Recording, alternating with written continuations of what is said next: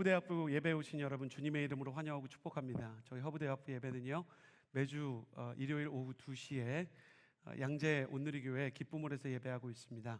유튜브에서 온누리교회 허브대학부를 검색해 주셔도 이 예배를 영상으로 함께 하실 수 있기에 또 영상으로 예배 드리시는 분들에게도 동일한 은혜가 임하시기를 축복합니다.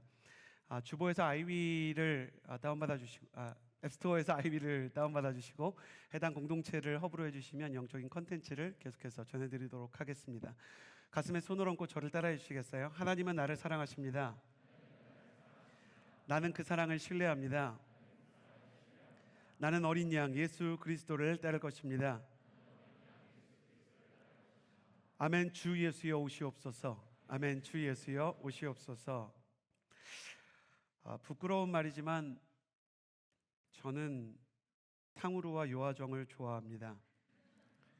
그런 초등학생이나 좋아할 법한 당 수치에 위협이 되는 단 디저트를 좋아합니다. 근데 나이가 들면서 조금씩 취향이 변해가는 것 같습니다. 그 탕후루나 요아정 같은 그 인공 과당이 첨가된 디저트도 좋지만 과일이 그 천연 당분이 더 좋다라는 생각이 듭니다. 특히 겨울이 되면 제가 한 글자로 된 그 한글 단어 중에 가장 사랑하는 귤이 있다는 것이 너무 감사합니다. 한 글자로 된 우리말 중에 가장 아름다운 단어는 귤이라고 생각합니다. 이름도 사랑스럽고 맛도 좋은 귤. 그래서 제가 귤을 좀 들고 나왔는데 귤 좋아하십니까? 좋아하세요? 그러면 받을 수 있겠어요? 제가 던져주면? 어이구 받아보시겠어요? 훌륭합니다. 좀 더 멀리 던져볼까요? 귤 좋아하시는 분들 뭐 카메라 잡으시는 자매님도 좋아하고. 죄송합니다. 나중에 밖에 놓을 테니까 선착순으로 가져가세요. 근데 귤을 둘 때 되게 중요한 것 중에 하나가 온도 조절을 잘해야 된다는 거잖아요. 그 보일러 있는 데다가 귤 놓으면 어느샌가 귤 한 상자를 다 버리는 일이 일어나는데 시작은 귤 한 상자가 다 썩어버리는 게 아니라 가장 밑바닥에서 따뜻함 가운데 노출된 이 귤 하나가요 곰팡이가 쓸기 시작합니다. 그리고 귤에 곰팡이가 쓸기 시작하면 희한하게 아래부터 숨겨진 곳부터 곰팡이가 쓸기 시작해서 귤 한 상자가 다 이제 곰팡이로 썩어버리게 되는 것이죠. 저는 귤 한 상자가 곰팡이 하나 때문에 전부 다 버리게 되는 일을 경험하면서 사단이 하는 일과 비슷하다라는 생각을 했습니다. 사단은 우리 인생의 밑바닥에 보이지 않는 곳부터 곰팡이를 심어둡니다.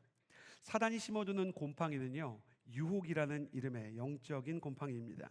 그러나 하나님께서는 하나님의 사람들이 말씀으로 이 유혹의 곰팡이를 분별해내고 그리고 썩어 빠지는 귤들을 빼낼 수 있도록 도와주십니다.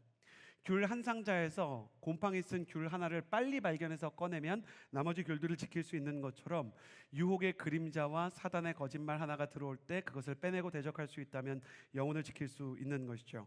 오늘은 소아시아의 세 번째 교회를 나눕니다. 이 버가모 교회에 들어온 사단의 은밀한 곰팡이와 사단의 은밀한 유혹을 어떻게 분별하고 하나님께서 그것을 어떻게 승리하게 하는지를 나누게 될 텐데, 이 말씀을 나눌 때 여러분 역시도요 사단의 거짓말을 분별해내고 그 유혹을 멀리하며 영적인 승리자가 되어 건강하고 깨끗하고 안전한 하나님의 사람들로 다시 한번 거듭나게 되기를 예수님의 이름으로 축복합니다. 먼저 말씀을 통해 사단의 곰팡이, 이 유혹의 본질에 대해 드러내도록 하겠습니다. 함께 13절에서 15절까지의 말씀을 한 번에 같이 읽도록 하겠습니다. 13절에서 15절 함께 읽겠습니다. 시작. 나는 내가 사는 곳을 알고 있으니 그곳은 사탄의 왕좌가 있는 곳이다.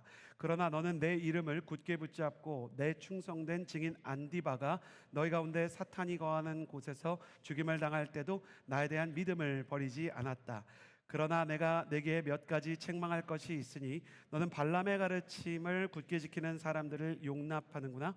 발람은 발락을 가르쳐 이스라엘 자손 앞에 올무를 놓아 우상에게 바쳐진 제물을 먹고 음란한 행위를 하게 했다. 이처럼 내 안에도 니골라당의 가르침을 굳게 지키는 사람들이 있다. 오늘 버가모 교회에 대해서 예수님께서 진단을 하시면서 네가 살고 있는 버가모라는 지역은 사탄의 왕좌가 있는 곳이다 라고 말씀하십니다. 도대체 왜 사탄의 왕좌가 있는 곳인가? 얼마 전 우리가 나누었던 에베소나 서머나 소아시아의 첫 번째, 두 번째 교회가 상업 도시였다면 오늘 나눌 버가모, 페르가몬이라는 도시는 정치와 학문의 도시였습니다. 특히 20만 권 이상의 책을 소유한 도서관이 페르가몬 그 동산에 있었는데 20만 권이나 되는 책을 가지고 있는 도서관은 당대에 정말 희귀한 거였어요. 로마 전체에서도 한 손에 꼽힐 만큼 대단한 규모를 자랑하는 도서관이었습니다. 또 이 도서관에는요, 학문적으로 꼭 필요한 기술이 발전이 되었는데요. 원래 당시 로마 사람들은 파피루스라는 식물을 통해서 종이를 만들었거든요.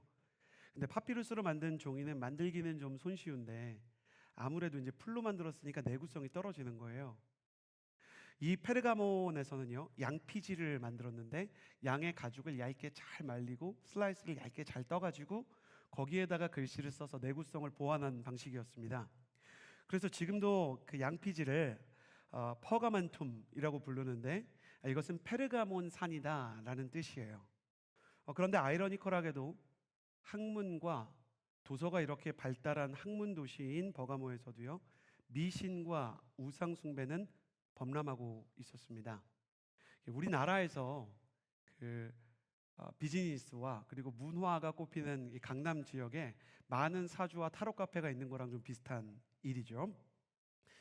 현재 그 베를린 페르가몬 박물관에 가보면 제우스 신전을 그대로 이제 입구를 옮겨다가 거기다가 가져갔거든요. 좀 약탈한 문화라서 좋은 거라고 할 수는 없겠지만 저 정도 크기의 규모의 그냥 입구, 문을 페르가몬에서 그대로 터키 지역에서 떠다가 독일 사람들이 가져와서 전시하고 있는 거예요. 입구가 저만하니까 전체 규모가 얼마나 컸겠습니까? 제우스 안에 있는 신전이 있었다는 기록이 있는데 그 크기를 한 35m 정도로 추정하는 사람도 있을 정도로 어마어마한 크기의 제우스 신상이 있었다라는 기록이 있고, 혹자는 또 15m라고 이야기하지만 15m든 35m든 어마어마하게 큰 이 석상이 있었던 곳이 바로 버가모입니다. 또 의학의 신 아스클레피우스 신전이 있었고요. 또 황제를 위한 신전도 역시 있어서 소아시아 다른 지역과 마찬가지로 황제를 신으로 섬기는 겁니다. 이 박해자였던 이 네로 황제와 같은 사람들, 그리고 그 시기에 기독교인들을 끔찍하게 박해했던 황제가 스스로를 살아있는 신이라고 이야기를 하니까 사람들이 그 기세에 눌려 온 도시 사람들이 황제에게, 하나님에게 쓰는 표현인 주님, 구세주, 나의 하나님이라는 칭호를 올려드리기 시작했던 것입니다.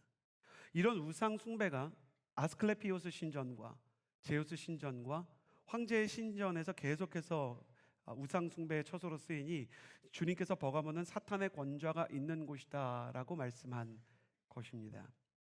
버가모의 성도들은 물론 이런 우상 숭배에 저항했습니다.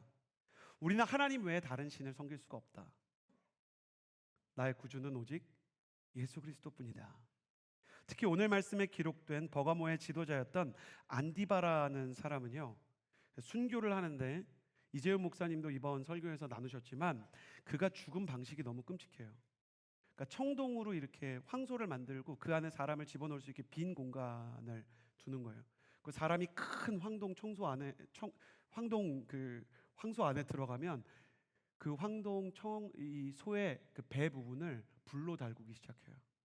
그래서 사람이 그 안에서 완전히 구워지기 시작하고 서서히 불에 타서 고통이 굉장히 오랜 시간 동안 지속이 되는 거죠. 밖에서는 황제에게 한 번만 절을 하면 빼내주겠다고 이야기하는데 안디바는 불에 타면서 고통스럽게 비명을 지를지언정 끝까지 나의 구주는 예수 그리스도뿐이다 라고 외치며 순교했다고 합니다. 이런 순교자 안디바의 저력을 가진 교회가 바로 버가모 교회였습니다. 그렇게 건강한 버가모 교회가 어느새부터 흔들리기 시작합니다. 그 계기는 니골라당을 수용하기 시작하면서부터였습니다. 소아시아의 7 교회 중에 에베소 교회는 칭찬을 받을 때 네가 니골라당의 행위를 미워하는구나 라는 칭찬을 받았는데, 역으로 오늘 버가모 교회는 너는 니골라당을 수용하는구나 라고 책망을 받는 거죠. 이 니골라당이 대체 뭘까요? 오늘 말씀은 니골라당이 어떤 그 형식을 가지고 있었던 이단인지에 대해서 힌트를 주는데 발람의 비유를 하기 때문입니다.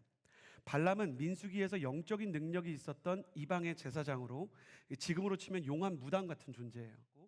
저는 훗날 조윤기 목사님의 설교를 들으면서 이것이 무슨 현상인지 정확히 이해하게 됐어요. 여러분, 조윤기 목사님의 비유를 하나 알려드릴게요. 사단과 귀신의 권세도 대단합니다. 그것은 마치 조직폭력배 같은 거예요. 시장을 붙잡고 있고 그리고 힘이 있는 조직폭력배들을 시장 상인이 이겨낼 수가 없습니다. 그런데요, 그 조직폭력배 잡겠다고 검찰과 국정원과 군대와 경찰이 출동하잖아요. 그럼 조직폭력배가 갑자기 아무 힘이 없는 지푸라기로 그냥 변하게 되는 것입니다. 우리나라에서 범죄와의 전쟁을 해보니까 생각보다 너무 빨리, 그리고 생각보다 너무 쉽게 끝났던 역사가 있습니다. 조영기 목사님께서는 이런 말씀을 하셨어요. 하나님께서 가지고 계시는 영적 권세는 공권력이고, 사단이 가지고 있는 권세는 건달 잡배의 권세다. 공권력이 제대로 출동하면 건달들이 도망가는 것처럼 예수 그리스도의 빛 앞에서 잘못된 귀신들이 떠나간다.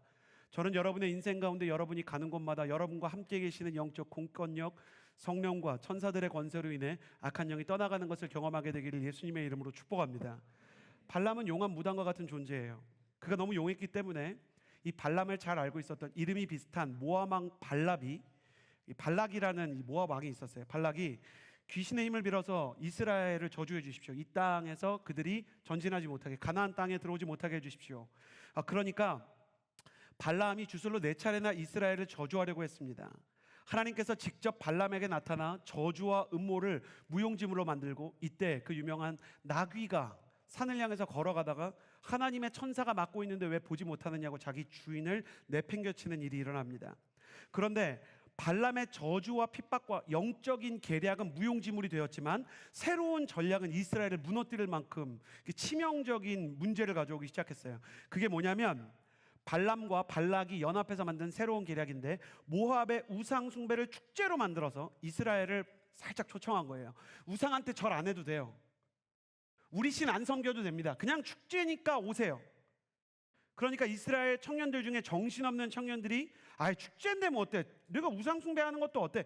우상 숭배하는 것도 아닌데 뭐 어때? 한 걸음만 저쪽으로 가자. 그렇게 갔다가 준비하고 있었던 모압의 여성들과 집단적으로 성관계를 하고 음행을 하는 일이 일어나게 된 거죠. 그 여자들과 음행을 하고 그 여자들과 밤을 보내면서 점점 자기도 모르게 모압의 우상들의 집회에서 절을 하는 사람들이 된 거예요. 저는 이 장면을 보면서 정말 소름 끼치는 게요, 발람과 발락이 하나님의 사람들을 무너뜨리기 위해 필요한 건 군사력도 아니고 정보력도 아니고 우상숭배라는 걸 알았다는 게 무서워요. 저 사람들을 우상숭배하게만 할 수 있다면 저 사람들의 인생을 무너뜨리고 저 사람들의 비전을 무너뜨릴 수 있다. 저를 보시겠어요? 사단은 당신을 무너뜨리는 방법을 알고 있어요. 당신이 우상숭배하면 당신의 인생이 끝장난다는 걸 알고 있습니다.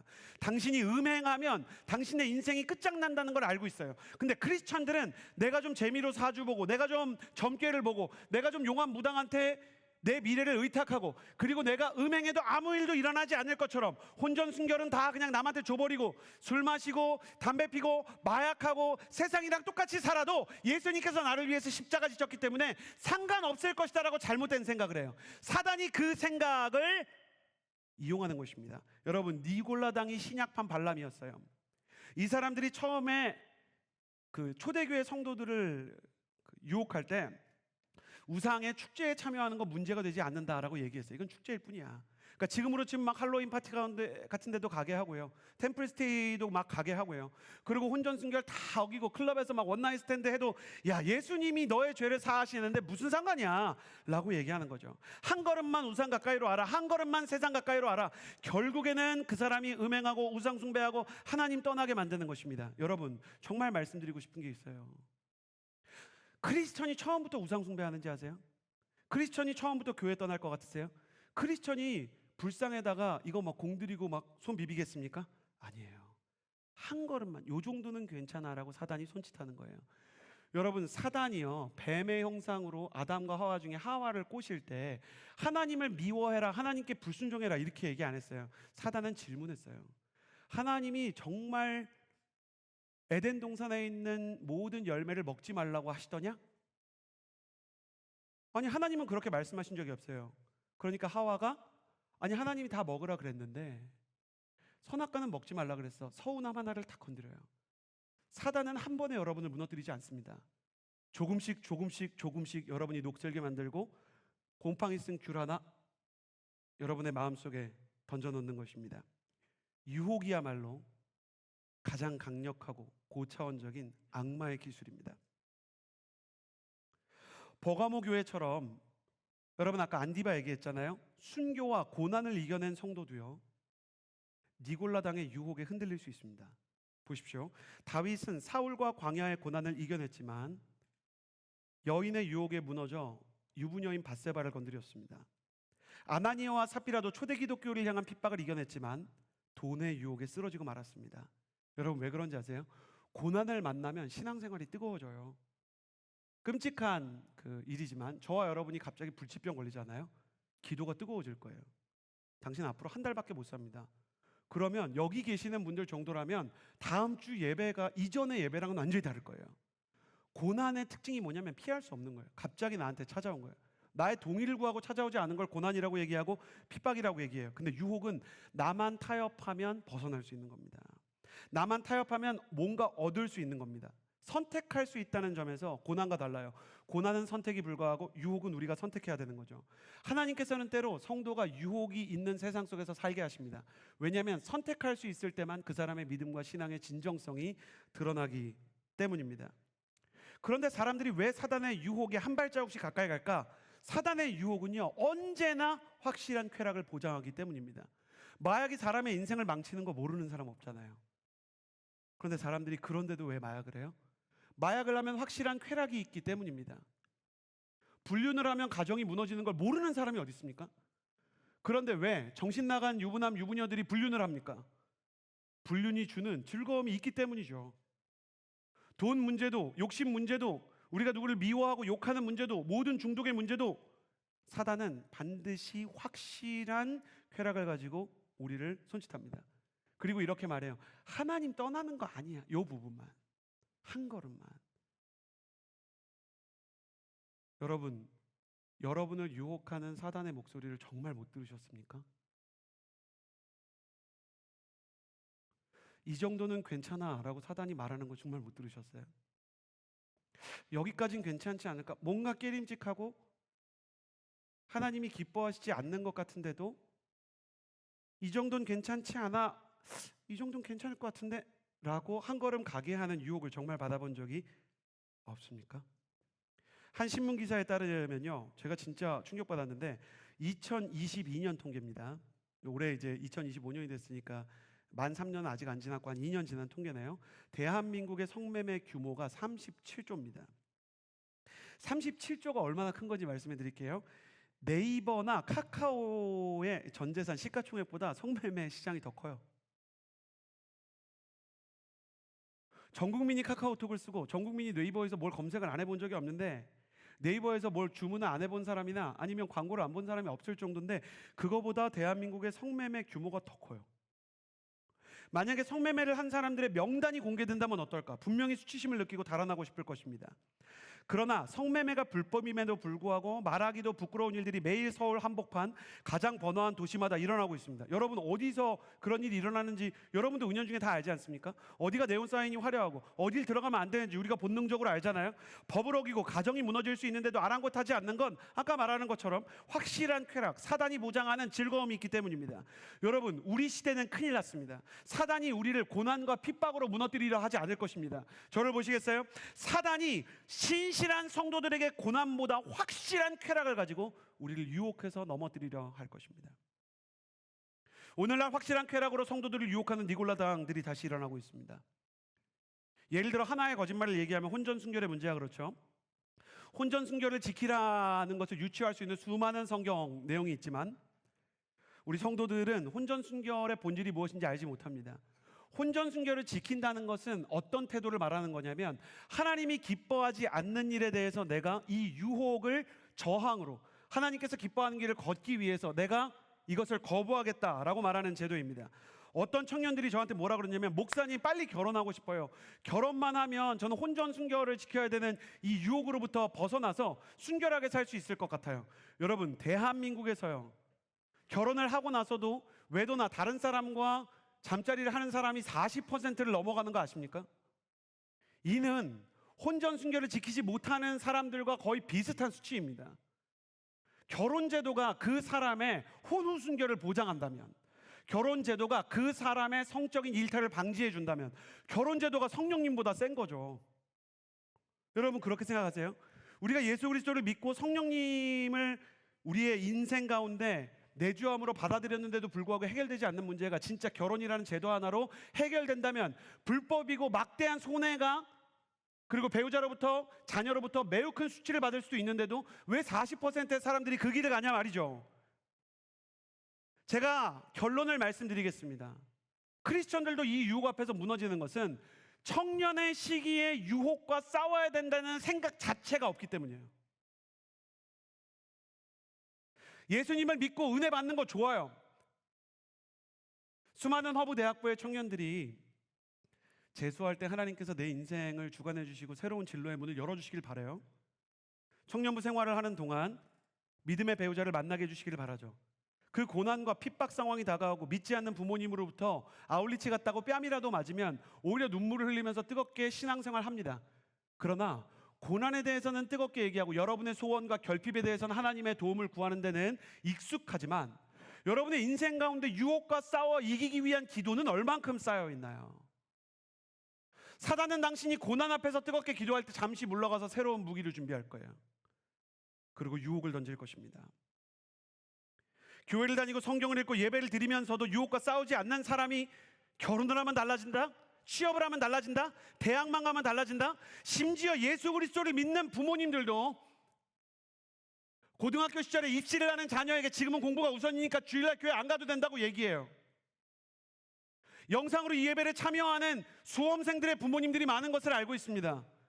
여러분, 그렇게 하다가 대학만 합격하면 진짜 아이들이 신앙생활 할 거라고 믿으셨습니까? 그 순진한 생각은 어디에 기초한 것입니까? 그리고 나서 문제가 생기면 그제서야 울면서 저에게 와서 성인 성도님들이 목사님, 제 자녀가 신앙을 떠났어요. 왜 그들이 신앙을 떠났는가? 가정에서 타협을 가르쳤기 때문입니다. 사랑하는 여러분, 축복합니다. 저는 여러분이 기도해서 응답받고 여러분의 인생의 비전도 찾고 결혼도 하고 만남의 축복도 있게 되기를 바라지만 여러분이 청년의 시기에 유혹과 죄와 싸워 이기는 그 승리의 기쁨도 경험하게 되기를 예수님의 이름으로 축복합니다. 혼 전에 싸움의 흔적이 없는 사람이 혼 후에는 싸움을 잘한다? 혼 전에는 유혹에 대해서 아무런 대처도 하지 않았던 사람이 결혼을 하면, 대학만 들어가면 인생 가운데 하나님 원하는 사람이 된다? 천만의 말씀입니다. 어제와 같은 오늘을 살면서 내일이 달라지기를 바라는 것은 정신병 초기 증세다라고 아인슈타인이 말했어요. 여러분, 지금 미래를 바꾸셔야 됩니다. 지금 유혹과 싸우기로 결단하셔야 됩니다. 사단이 나에게 뭘로 유혹하는지 알게 해달라고 기도해 보세요. 그러면 제가 장담컨대 성령께서 그거 아니라고 말씀해 주실 것입니다. 그게 사단의 유혹이라고 분별하게 하실 것입니다. 성령 하나님, 오늘 주의 아들과 딸이 기도할 때 무엇이 아닌지, 무엇이 사단의 유혹인지, 무엇이 하나님 기뻐하시지 않는 사단의 덫인지를 깨닫는 지혜로운 청년들이 깨어나게 하여 주옵소서. 우리 시대에 필요한 것은 싸울 저력입니다. 싸울 각오예요. 한국 사회에 지금 필요한 것은 마약과의 전쟁이라고 많은 사람들이 말합니다. 이 마약과의 전쟁에서 우리가 실패하면 남미나 혹은 아프리카처럼 마약상에 의해서 이 나라가 좌지우지되고 경제가 무너지고 청년층이 무너지는 일들이 일어날 겁니다. 반드시 승리해야 합니다. 마찬가지로 우리는 세상이 우리에게 뒤처졌다 할지라도 음행을 멀리하고 우상숭배를 멀리하고 하나님께서 우리에게 기뻐하는 것을 선택해야 됩니다. 누군가를 너무 오래 미워해서도 안 됩니다. 분노 조절 장애와 같은 마음을 가지고 있는 사람들이 분노 조절을 잘하는 사람들로 바뀌어야 됩니다.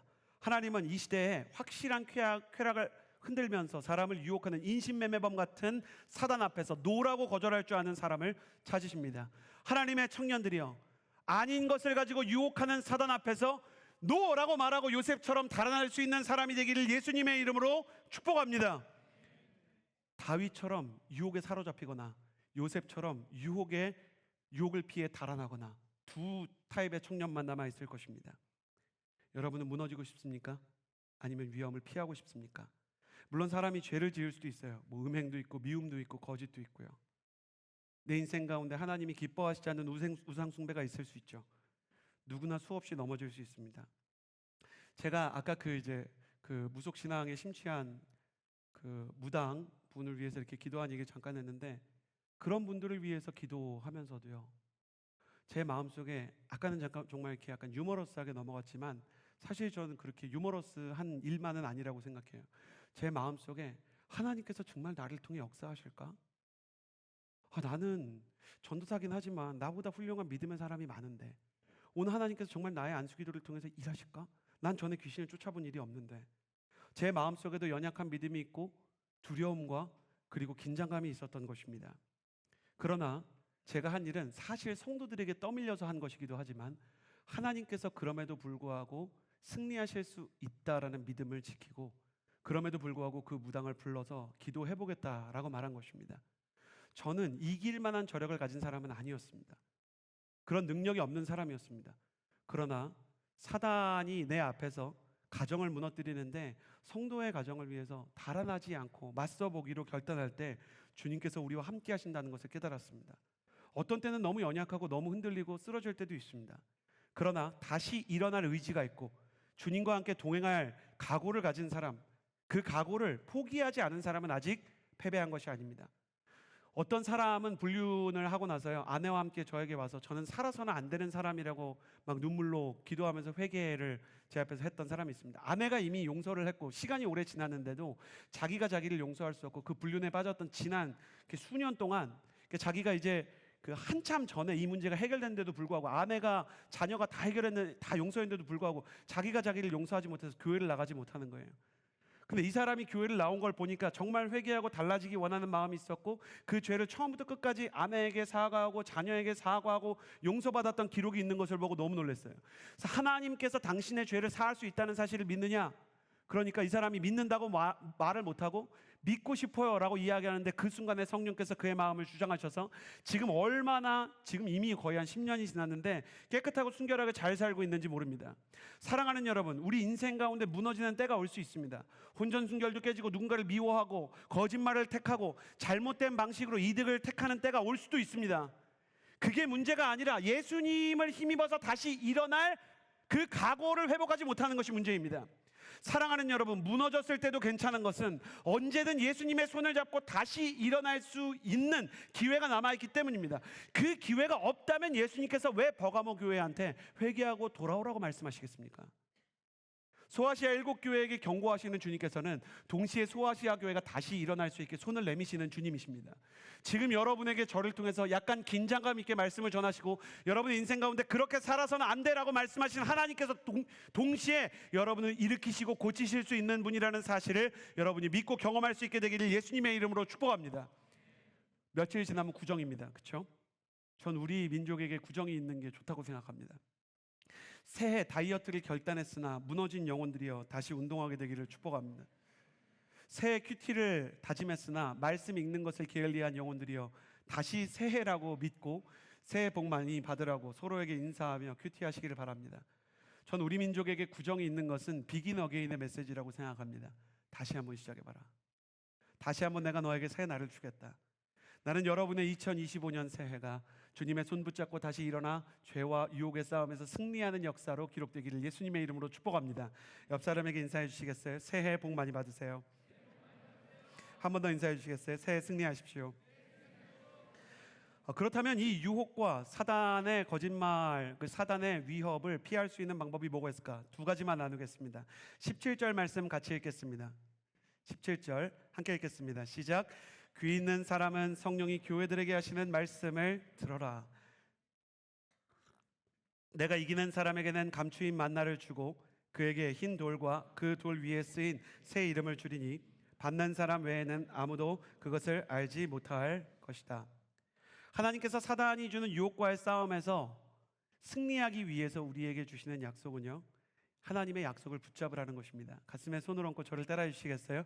사단이 우리를 공격할 때, 사단이 나를 유혹할 때 하나님의 약속을 붙잡아야 합니다. 요한계시록에서 소아시아 7교회에게 주님이 다 똑같은 형식으로 이렇게 말씀한다고 제가 여러분에게 소개해드렸는데, 처음에는 그 교회를 향한 예수님의 모습, 특별한 예수님의 그 모습이 나오고, 그 다음에는 그 교회의 평가, 잘한 것과 못한 것, 그리고 마지막에 어떻게 해야 승리하는지, 승리하는 자에게 무엇을 주는지에 대해서 주님 말씀하십니다. 7교회 모두에게 승리하면 이런 약속이 있다라고 주님 말씀하시는데, 버가모 교회는 유혹을 이기면 이런 약속이 있다라는 것을 듣습니다. 첫 번째는 감추인 만나입니다. 성경에서 만나는 몇 가지 의미를 가지고 있어요. 원론적으로는 광야에서 하나님께서 이스라엘 백성에게 먹을 것을 주시고 양식을 주신 게 만나죠. 꿀 섞은 과자와 같았다 이렇게 얘기를 해서 저는 조청유과 같은 이미지로 생각을 합니다. 만나는 광야와 같은 팍팍한 현실에서도 하나님께서 주시는 영적 생명의 공급을 의미하고 또 하나님의 말씀의 은혜, 하나님께서 우리에게 주시는 예배의 은혜를 상징하기도 합니다. 그런데 오늘 말씀을 보면 이 만나는 그냥 만나가 아니고 감추어져 있다라고 말합니다. 하나님의 공급과 은혜의 말씀과 예배의 감격이 일반적인 상황에서는 감춰져 있는 것이죠. 그 말이 맞는 것 같아요. 오늘날 많은 성도들이 하나님의 음성을 듣기 원하는데 듣지 못합니다. 로렌 커닝햄 국제 YWAM 총재, 예수전도단의 총재에게 도대체 왜 하나님의 사람들이 하나님의 음성을 듣지 못합니까? 일평생 YWAM에서는 하나님의 음성 듣기를 가르치는데 왜 YWAM DTS, Discipleship Training 코스에 6개월이나 훈련을 받으면서도 하나님의 음성 듣지 못합니까? 그랬더니 로렌 커닝햄 박사가 이렇게 말하는 거예요. 하나님은 불순종하는 자에게는 일정 이상으로 말씀하실 수가 없습니다. 말씀을 해도 순종할 수 없다면 그 자녀를 왜 괴롭게 하겠습니까?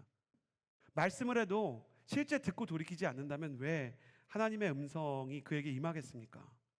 하나님께서는 우리가 사단의 유혹을 거절하고 하나님의 말씀에 순종하기 시작할 때 더 정확히 말씀하시고 말씀의 능력을 드러내 주시는 것입니다. 하나님은 하나님의 말씀에 은혜대로 사는 사람에게 점점 더 가까이 다가오십니다. 저는 저와 여러분 우리 모두가 순종을 통해 감추인 만나 비밀하고 강력한 하나님의 음성을 듣고 그 음성에 의해 인도되는 인생 살게 되기를 예수님의 이름으로 축복합니다. 유혹을 이기는 자에게 주시는 두 번째 선물은 흰 돌인데요. 여기서 흰 돌은 당시 로마와 헬라의 올림픽을 비롯한 스포츠 대회에서 승리자에게 주는 일종의 트로피인 거예요. 이 흰 돌을 가진 사람에게는 트로피 이상의 특권이 있었는데 올림픽이 다 끝나고 나서 흰 돌을 가진 트로피를 가진 사람은 축하 행사의 입장에서 명예를 얻고 즐거움을 얻고 보상을 받을 수 있었습니다. 하나님은 유혹에 싸워 이긴 자에게 승리의 트로피를 주시고 어린 양의 잔치에 초대하시기로 약속한 것입니다. 물론 우리는 행위로 구원받지 않습니다.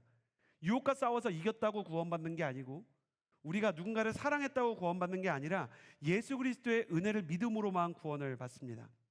그런데 복음주의 신학에서 진짜 중요한 개념이 있는데 어떤 사람이 진짜 하나님의 은혜로 말미암아 믿음을 가지게 되면 그 믿음이 죽어 있는 게 아니라 진정한 믿음에는 진정한 성화가 따른다라는 게 복음주의의 가르침입니다. 진정으로 우리가 믿음을 갖고 있다면 한 걸음이라도 변화의 발걸음이 시작된다는 것이죠. 여러분 성화에 대해서 오해하지 마세요. 많은 허브 지체들이 완벽주의를 기준에 두고 내가 99점이야 한 문제 틀렸어 이런 느낌으로 자꾸 하나님한테 자기가 망가졌다고 얘기하는데 하나님은 우리가 완전하기를 바라는 게 아니에요. 단지 우리가 달라지기를 원하시는 겁니다. 제가 어린아이를 키워보니까 제 아이가 완벽한 아이가 되기를 원하지 않아요. 제가 연이가 막 2살 때 너 양자역학에 대해서 알아? 이런 거 물어보지 않는 겁니다. 제가 이 아이한테 그렇다고 계속 기저귀 차고 살기를 바라지 않는 겁니다. 링크까지 왔는데 기저귀 차고 있으면 진짜 심각한 거죠. 제가 이 아이한테 원하는 건 1살이 좀 넘기 시작하면 일어나기 시작하고 2살이 좀 넘기 시작하면 말하기 시작하는 겁니다. 부모는 자녀에게 완벽한 것을 원하는 것이 아니라 시절에 맞는 성장을 원하는 것입니다. 성장과 변화가 성화라는 이름으로 우리에게 선물로 주어졌습니다. 이것은 우리를 향한 부담이 아니라 약속이며 선물인 것입니다. 성화는 모든 부분에서 완전해지라는 뜻이 아니라 한 부분씩 달라지라는 부르심입니다. 저는 여러분이 올해 여러분의 마음 가운데 한 가지를 바꾸기 위해서 기도하기 시작할 때 그 한 부분이라도 변화되는 성화의 은혜가 있게 되기를 예수님의 이름으로 축복합니다. 세 번째는 유혹을 이기는 자에게 주님께서 새 이름을 주시겠다 말씀하십니다. 그러니까 하나님의 약속을 붙잡아야 되는데 하나님의 약속을 버가모에서 감추인 만나 흰돌 새 이름을 준 거예요. 이 새 이름에 대해서는 베드로를 생각하면 쉽게 이해가 됩니다. 원래 베드로는 시몬이라는 이름을 갖고 있었어요. 그런데 주님께서 시몬이라는 사람에게 베드로라는 이름을 줬어요. 베드로는 페트라, 그러니까 반석이라는 뜻이에요. 견고하고 흔들리지 않는다. 근데 제가 베드로를 진짜 닮았거든요. 저는 그렇게 생각해요. 베드로는 ENFP 중에서도 약간 다혈질에 가까운 ENFP예요. 호불호가 분명하고 항상 보이지 않는 칼을 허벅지에 차고 다니는 사람이에요. 막 재밌게 놀다가도 그건 아니지, 선 넘는 건 안 돼, 그러고 이렇게 칼을 휘두르는 게 베드로입니다. 열정도 대단하지만 어떤 때는 자기 인생에 실패가 찾아오면 마치 빵빵한 풍선이 바람이 다 빠진 것처럼 쭈글쭈글해지는 그런 사람이 베드로라, 베드로는 이렇게 기복이 있는 사람입니다. 어제는 주를 위해서 죽겠다고 하다가 내일은 주님을 모른다고 부인할 수 있는 흔들리는 사람입니다. 그러나 주님께서 베드로라는 이름을 줬다가 이 사람이 흔들린다 그래서 너 이제 베드로 아니야, 다시 시모님, 이렇게 안 합니다. 주님께서는 그가 끝내 베드로가 될 것이라고 말씀하셨고, 내가 너의 신앙 고백 위에 교회를 세울 거라고 약속하셨는데, 그 베드로가 그랬잖아요. 주는 그리스도시요 살아계신 하나님의 아들이십니다. 내가 이 신앙 고백 위에 교회를 세울 거다라고 말씀하셨고, 베드로 위에 교회가 세워질 거라고 말씀하셨고, 사도행전에 실제 베드로의 설교를 통해 처음 초대교회였던 예루살렘 교회가 세워지죠. 주님은 그가 견고하게 살아갈 것을 믿으셨고, 흔들리는 순간에도 끝내는 그가 하나님이 원하시는 원래의 정체성과 오리지널 디자인을 찾아갈 것이라는 것을 아셨습니다. 유혹과 싸우며 주님 따르기 원하는 자가 흔들리다가 다시 일어나고 흔들리다가 다시 일어나도 계속 그 일을 반복한다 그래도 주님께서는 그에게 새 이름을 주십니다. 새 이름이란 오리지널 디자인, 곧 창조하신 하나님께서 우리에게 의도한 본 모습입니다. 믿음의 싸움을 싸워보기 전에는, 넘어졌다 일어나 보기 전에는 우리가 얼마나 저력이 있는지, 얼마나 아름다운지 알 수 없습니다. 그런데 저는 허브 공동체에서 3년간 사역하면서 수많은 청년들이 유혹과 싸우고 죄와 싸우고 기도를 배우면서 자기의 본래 얼굴을 되찾고 은사를 찾는 것을 보았습니다. 우울증이 정체성이던 자가 기뻐하는 예배자가 되었고, 연약함과 두려움으로 인생에 대한, 내일에 대한 두려움만 가지고 있는 자가 비전의 사람이 되었고, 하나님을 모르던 자가 주의 자녀로 세례받고 입교받는 것을 보게 되었습니다. 이제 당신 차례가 될 것입니다. 저는 여러분의 인생 가운데 주님 안에서 오리지널 디자인과 새 이름을 발견하는 예배가 오래 경험되기를 예수님의 이름으로 축복합니다. 오늘 입교와 세례가 있어서 제가 이렇게 보니까 앞열에 어른들도 많이 오셨군요. 어른들도요, 하나님이 오리지널 디자인 주십니다. 비전 주십니다.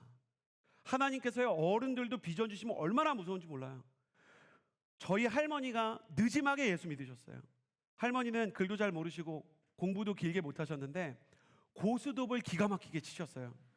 근데 예수님을 믿고 어떻게 전도할까 하다가 맞춤 전도 집회 수단으로 삼은 게 고스톱이었어요. 노인정 가서 점 10원짜리 고스톱을 치면서 주옥과 같은 명언을 남기셨어요. 광 잡고 태어난다고 광 잡고 뒤지는 건 아니다. 고스톱에는 점수 계산의 때가 있는 것처럼 인생도 이 게임이 끝나면 주님 앞에 점수를 정산할 때가 있다. 하나님 앞에서 광만 팔아도 은혜 받는 중보자라는 포지션이 있다.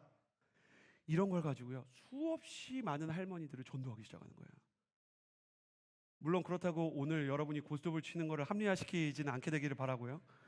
그러나 할 줄 아는 게 그것 하나 있는 사람도 하나님 쓰시고요, 말년에 하나님 앞에서 수없이 많은 사람을 돌아오게 하는 할머니와 할아버지들을 저는 인생에서 너무 많이 보았습니다. 성경이 뭐라고 얘기해요? 마지막 때에 내가 나의 영으로 모든 백성에게 부어주리니 너희 자녀들이 오히려 예언할 것이고, 지식이 제일 많이 필요한 영역이죠.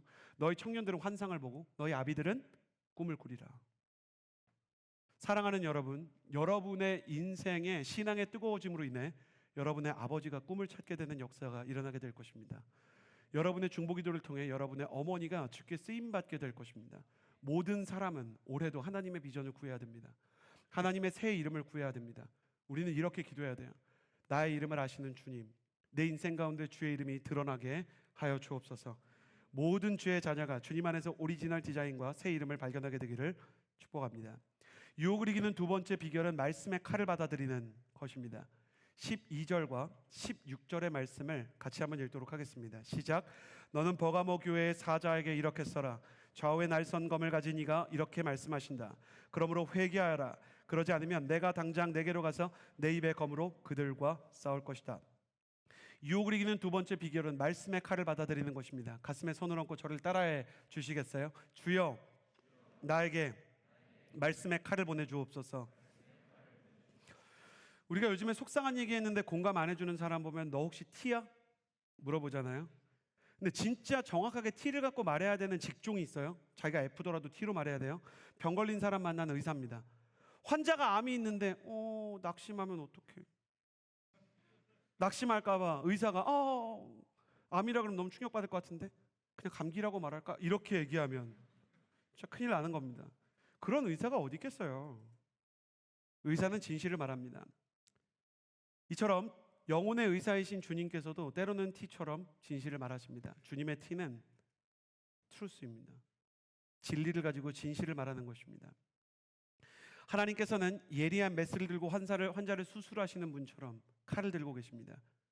오늘 요한계시록에서 버가모 교회에 나타난 예수님을 좌우에 날선 검을 가진 이라고 기록합니다. 여기서 좌우에 날선 검이 전사가 들고 있는 칼 같지만 사실 그렇지 않습니다. 히브리서 4장 12절을 보면 하나님의 말씀은 살아있고 힘이 있으며 양날선 어떤 칼보다도 더 예리해 혼과 영과 관절과 골수를 찔러 쪼개기까지 하며 마음의 생각과 의도를 분별해낸다 그러는데, 관절과 골수를 쪼갠다는 표현이 있죠. 좌우에 날선 검으로 관절과 골수를 쪼개는 건 제사장의 일이었습니다. 제사장은 항상 양쪽에 날선 칼로 골수와 관절을 쪼개서 하나님 앞에 제물로 드리는 일을 했습니다. 그래서 히브리서 4장에 보면 예수님께서 우리의 대제사장으로 온전한 제사를 드리는 얘기가 나오게 됩니다. 여기서 나온 양날의 검은 제사장의 칼을 의미하는 것이죠. 이것은 주님께서 양날선 칼로 우리의 마음과 영혼을 제물처럼 산 제물로 찔러 쪼갠다는 것을 의미합니다. 이것은 의사가 메스를 가지고 암 환자의 몸을 갈라서 그 안에 숨어있는 암세포를 찌르며 쪼개며 도려내는 것처럼 말씀의 칼을 통해 주님께서 우리 마음속의 생각 안에 숨어있던 죄와 상처를 드러내고 도려내시는 것을 의미합니다. 그래서 히브리서 4장 12절 말씀에 하나님의 말씀은 좌우의 날선 검과 같아서 마음의 생각과 의도를 분별하고 드러낸다고 말합니다. 그래서 하나님의 말씀이 심령을 파고들면, 아까 저한테 이제 목사님 요한계시록 설교 좀 무섭게 요즘에 하시는 것 같아요. 근데 그 친구가 근데 또 희한하게 은혜가 있어요. 하나님께서 뭘 저한테 하지 말라는지 알겠어요 라고 얘기하는 걸 보고 제가 굉장히 감동을 받았어요.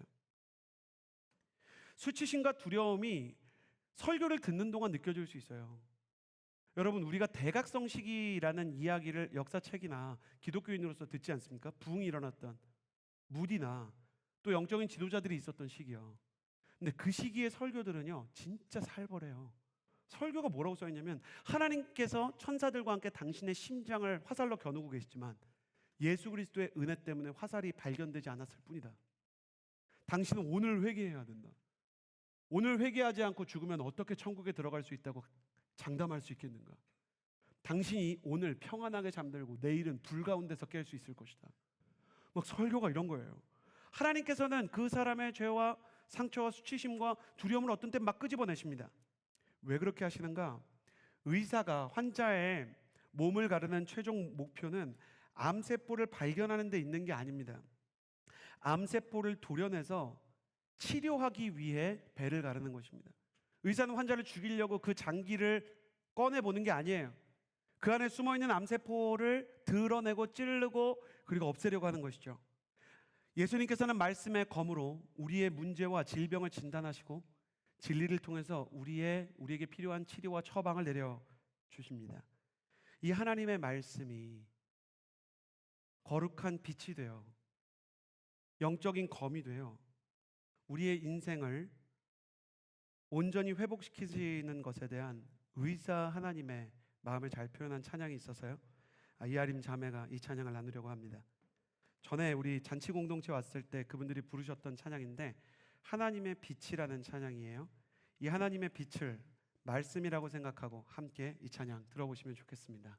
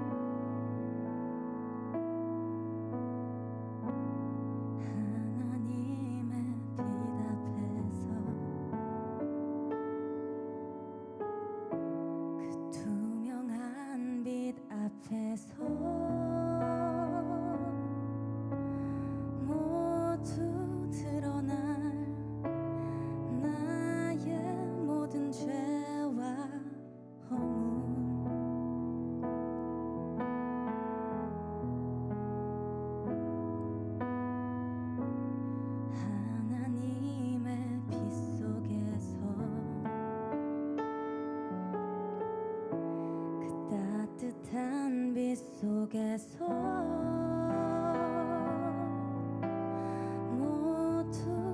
고쳐질 나의 모든 죄와 상처 그의 빛 속에서 드러내어 징계함 아닌 드러내어 고치시는 하나님의 은혜와 사랑 하나님의 빛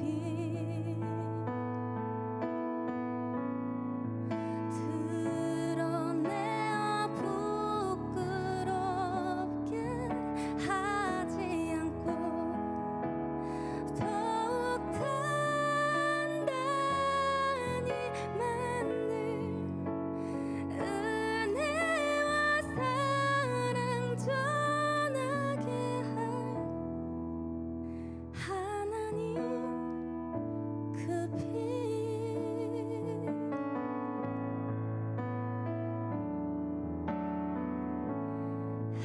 하나님의 빛 앞에서 그 투명한 빛 앞에서 모두 드러날 나의 모든 죄와 허물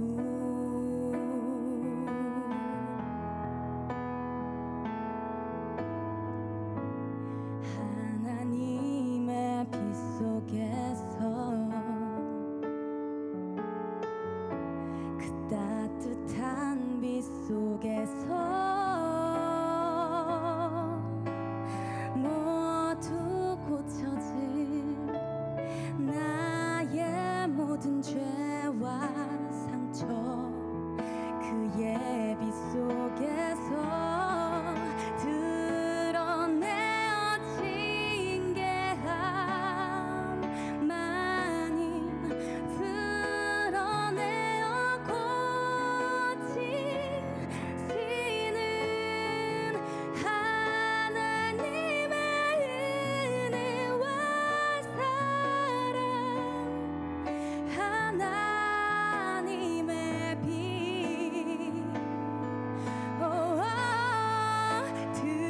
드러내어 부끄럽게 하지 않고 더욱 단단히 만들 은혜와 사랑 전하게 할 하나님 그 빛 드러내어 징계함 많이 드러내어 고치시는 하나님의 은혜와 사랑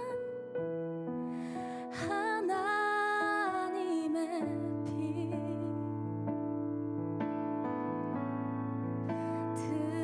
드러내어 부끄럽게 하지 않고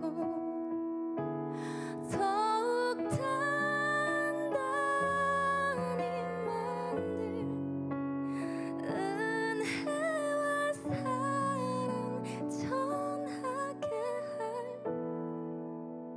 할 하나님 그 빛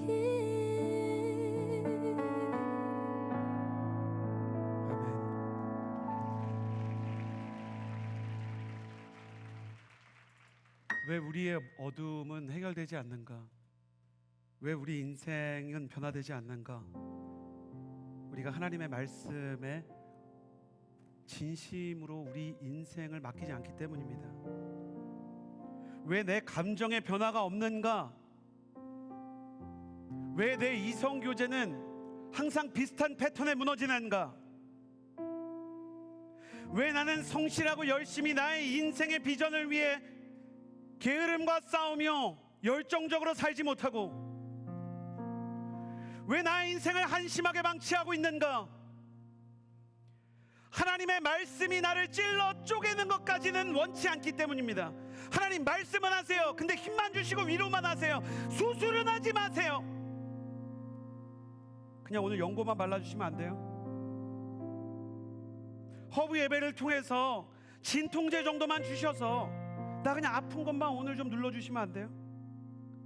여러분, 우리가 살아가는 시대는 사단의 권자 아래서 살아가는 버가모 시대처럼 너무나 악해서 그 정도 마음으로는 아무것도 바꾸지 못하고 아무것도 싸워 이길 수가 없습니다. 우리에게 지금 필요한 기도의 제목은 주여 나에게 말씀의 칼을 보내어 주옵소서. 말씀으로 내 마음의 죄를 드러내시고 하나님 말씀으로 내 영혼의 상처를 찔러 쪼개어 주옵소서. 잘못한 게 있으면 알게 하시고 실패한 게 있어도 일어나게 하여 주시고 다시 회개하며 순종해서 살게 하여 주셔서 감추인 만남의 은혜를 경험하고 승리의 힌도를 손에 넣으며 내가 누구인지 베드로처럼 새 이름 오리지널 디자인을 다시 내 것 삼게 하여 주옵소서. 도저히 눈물 없이는 말씀을 들을 수 없고 도저히 기도하지 않고는 견딜 수 없는 심령이 되게 하여 주옵소서. 내 영혼이 오늘 하나님의 말씀 앞에 항복하고 그 말씀 없이는 힘도 없고 소망도 없는 인생 되도록 주님 나를 인도하여 주옵소서. 내 죄가 뭔지도 모르고 내 문제가 뭔지도 모르고 떳떳하게 고개 들었던 내 교만이 꺾이고 주여 어찌하오리까. 내가 죽어 마땅한 죄인인데 이 고백이 절로 인정되며 십자가 앞에 다시 무릎 꿇고 주님의 십자가를 지팡이 삼아 딛고 일어나는 청년들만 온전한 변화를 경험하게 될 것입니다. 오늘 다시 한번 주님의 말씀 앞에서 내가 어디에서 지고 무엇 때문에 그렇게 꺾이고 무엇이 나를 우울하게 하고 무엇이 나를 게으르게 했는지 나의 모든 죄를 주께 고백하며 세상의 우상과 잘못된 사상과 잘못된 감정들을 답습했던 나를 주님 앞에 긍휼히 여겨달라고 기도하며 고쳐달라 말하지 않겠습니까? 비록 그 수술이 아프고 그 수치가 드러나는 것이 괴롭다고 해도 그 몸을 여는 괴로움을 지나 참된 생명을 향해 나아가기를 원하는 그 마음을 잃지 않는 저 여러분이 되기를 바랍니다. 이 시간에 기도하며 나아갈 때 하나님 나는 올해 나의 우울과 작별하기 원합니다. 나의 두려움과 작별하기를 원합니다. 내 안에서 주님의 좌우의 날선 말씀의 검으로 내 안에 죄가 도려내지기를 원합니다. 그런 마음이 있는 자들마다 함께 일어나서 기도합시다. 주님 나는 더 이상 주저앉아서 있지 않기를 원합니다. 거짓이 도려내는 한 해가 되기를 원합니다. 내 안에 음란이 끊어지는 한 해가 되기를 원합니다. 주여 나의 손을 붙잡아 주옵소서. 나의 인생을 고쳐 주옵소서. 말씀의 검으로 나를 치료하여 주시고 죄와 유혹의 암세포가 주의 의학용 메스에 두려내지게 하여 주옵소서. 주여 나를 고쳐 주옵소서. 주여 나를 치료하여 주옵소서. 그렇게 내 영혼과 내 인생을 주께 맡기기 원하는 사람들 한 손은 가슴에 한 손은 하늘로 향하여 들고 주여 세 번 부르짖고 기도합시다.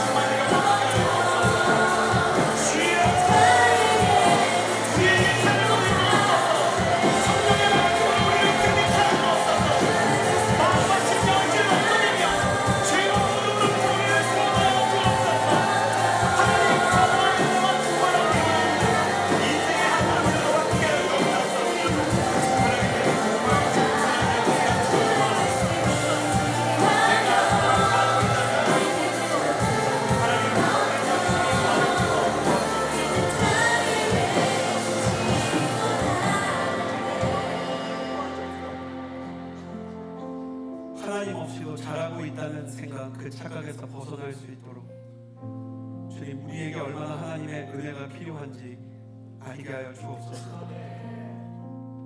여러분, 제가 아버지 학교에 가끔 강사로 가는데요, 아버지 학교에 가면 사회적으로 성공한 분도 계시고 유명한 분도 계시는데 아버지로는 너무나 부끄럽고 미안한 마음을 가진 분들이 차마 가족에게는 그 말도 하지 못하다가 달라지고 싶어서 믿지도 않는데도 오신 분들이 계시더라고요.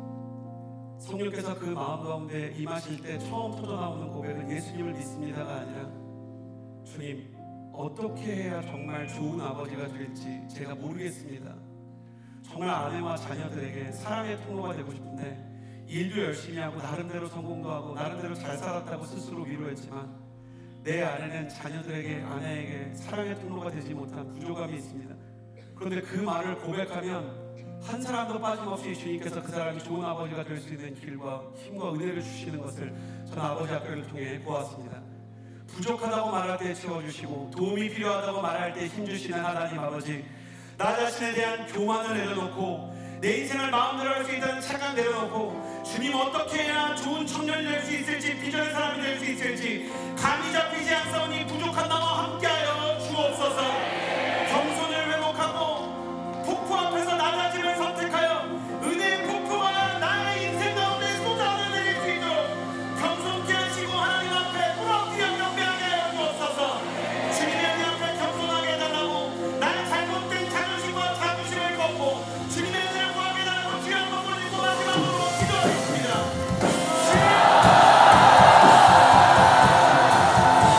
내가 잘하고 있다는 착각, 내가 잘하고 있다는 잘못된 자부심을 버리겠고 내가 연약하다고 말할 때 나를 고치시고 내가 부족하다고 말할 때 나를 채우시는 하나님의 은혜의 빛을 경험하게 하여 주옵소서. 은혜의 풍요와 사랑의 풍요가 되게 그런데 수치가 되겠습니다. 하나님 아버지, 사랑하기를 하나님이 원하시는데 그만이 부족하기도 하고 하나님께서 원하시는 사랑과 하나님께서 원하시는 지혜를 우리에게 도와주셔서 성령의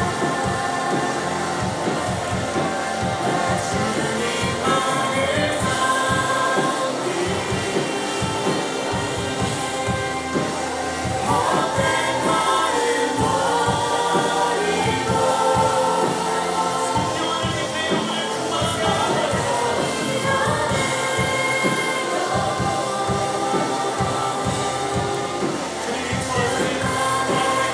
하나님, 내 영혼을 충만하게 하여 주옵소서. 주님이 구하시는 하나님의 기쁨과 은혜를 나를 보이게 내 영혼을 허락하여 주옵소서.